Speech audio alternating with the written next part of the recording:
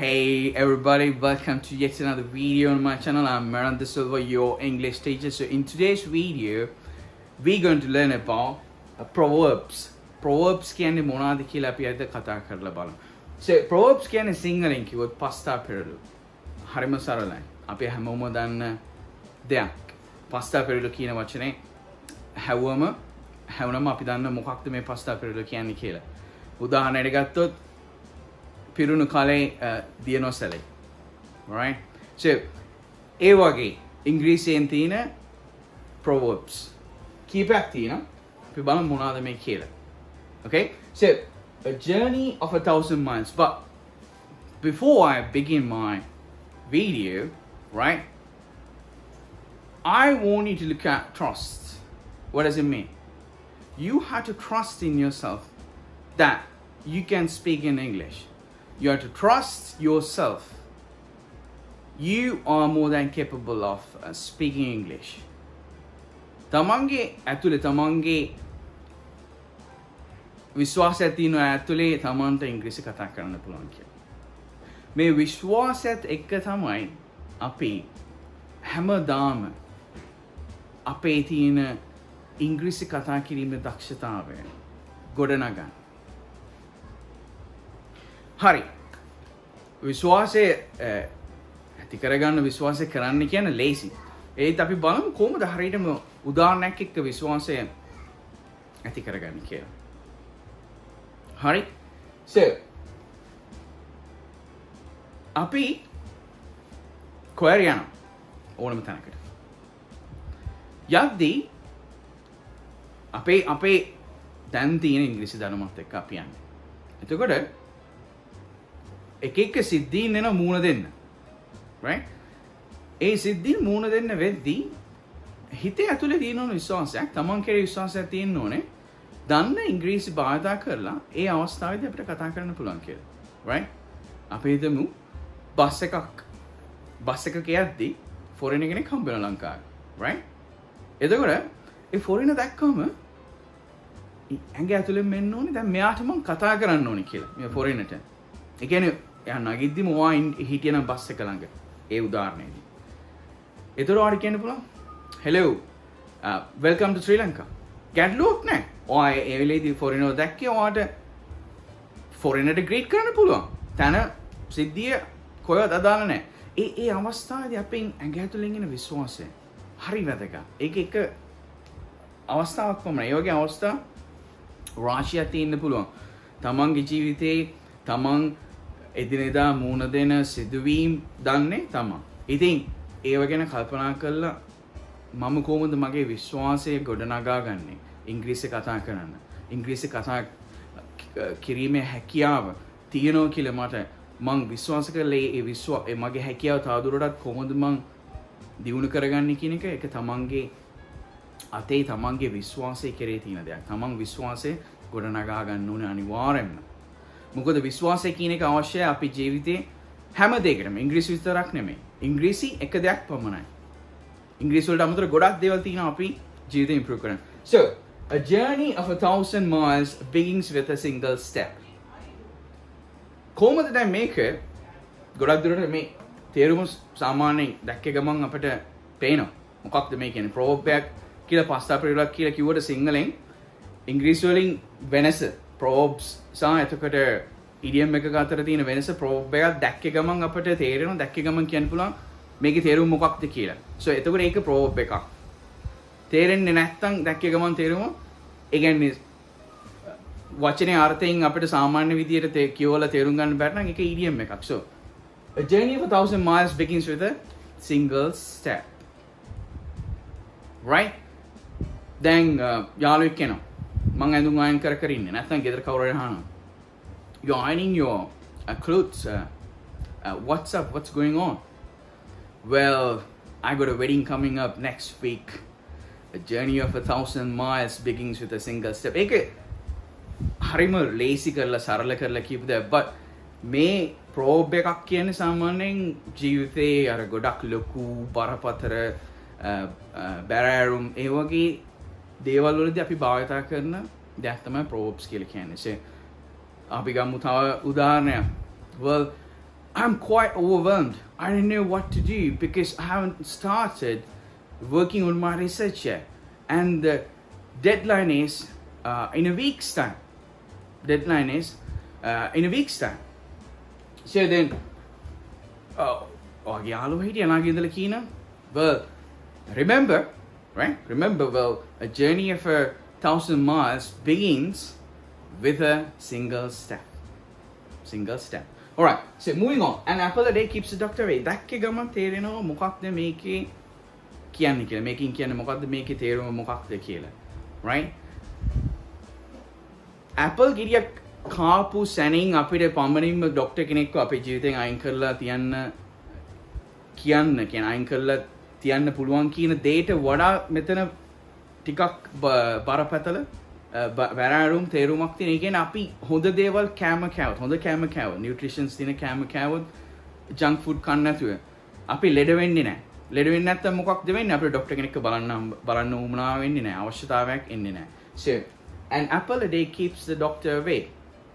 Right? So අපි මේක දෛනික ජීවිතයේ එදිනදා ජීවිතේදී කොහොමද භාවිත කරන්නේ? ඔය අප්පල් ගෙඩියක් කාගෙන ඉන්නවා. Right?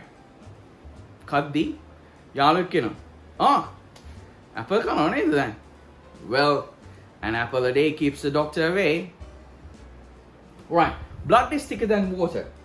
Right? Am I correct? Yeah. Third one. Blood is thicker than water. What does it mean? Blood is thicker than water. Again, when it comes to a proverb, you will be able to identify what a proverb is just by reading the proverb, just by looking at it. You wouldn't have to know the complexity of it like an idiom, right? As in the case of an idiom, you should know the original meaning of an idiom in order for you to understand what does that idiom mean. But in a proverb, it's totally different. You wouldn't have to know. You don't have to know what does a proverb mean because it's simple. The simplicity is written in the proverb in itself.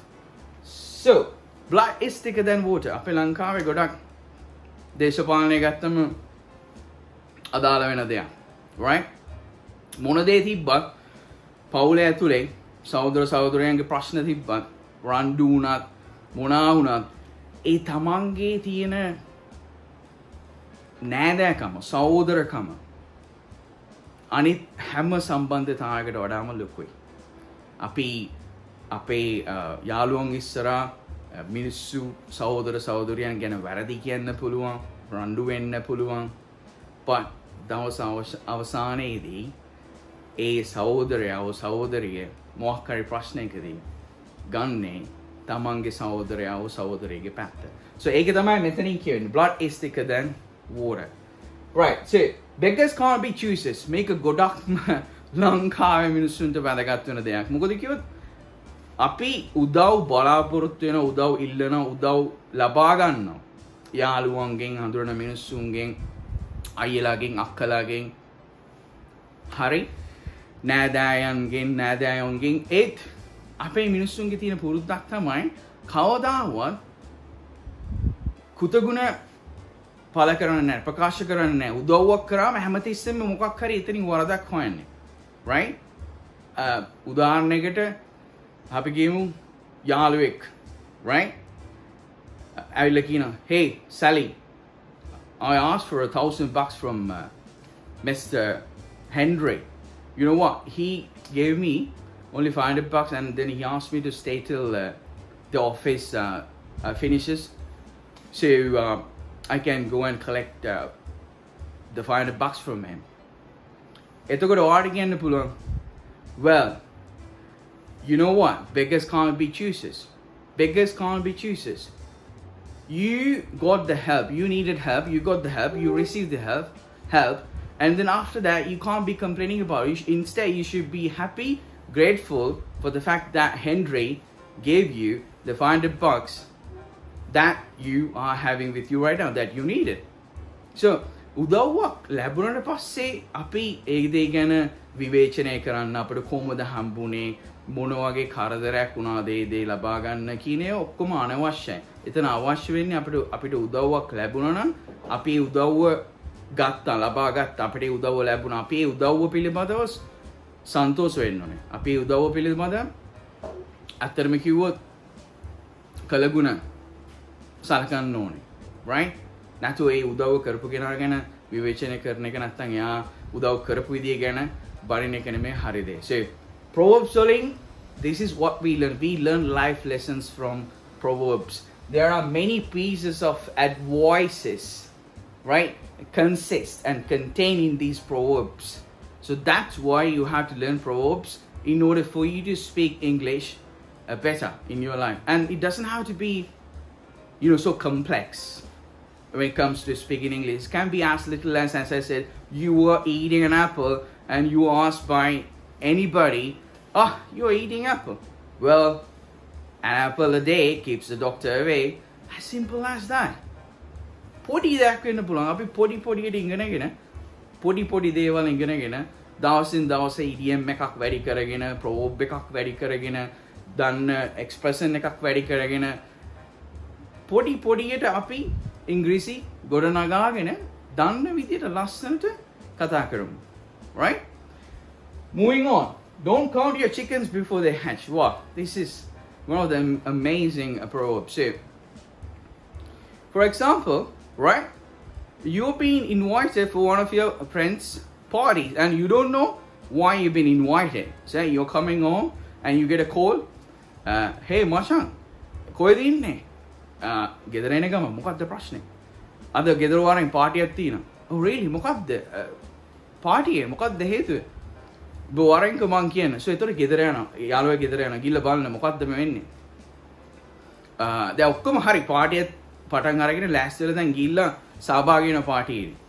right? යාළුවා කියනවා මේ මට ආරංචියක් ආවා මට promotion එකක් හම්බ වෙනවා කියලා. හැබැයි මට ප්‍රොමෝෂන් එක හම්බුනේ නෑ.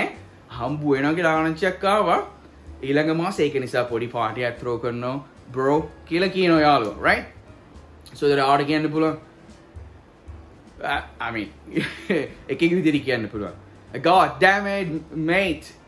Don't count your chickens before they hatch. උඹට තාම ප්‍රොමෝෂන් එක හම්බ වෙලත් නැහැ පාටි එකක් දාන. මොකක්ද මේකේ තේරුම? So ඒකෙන් කියවෙන්නේ ඇත්තටම කිව්වොත් අපිට දෙයක් ලැබෙන්න කලින් කවුරු හරි කියපු දෙයක් අපිට හැයිලා නැත්නම් කවුරු හරි කියපු දෙයක් අහලා නැත්නම් නැති බලාපොරොත්තු හිතේ තියාගෙන right ඔළුවේ තියාගෙන හිතේ තියාගෙන දෙයක් කරන්න පෙළඹෙනවා.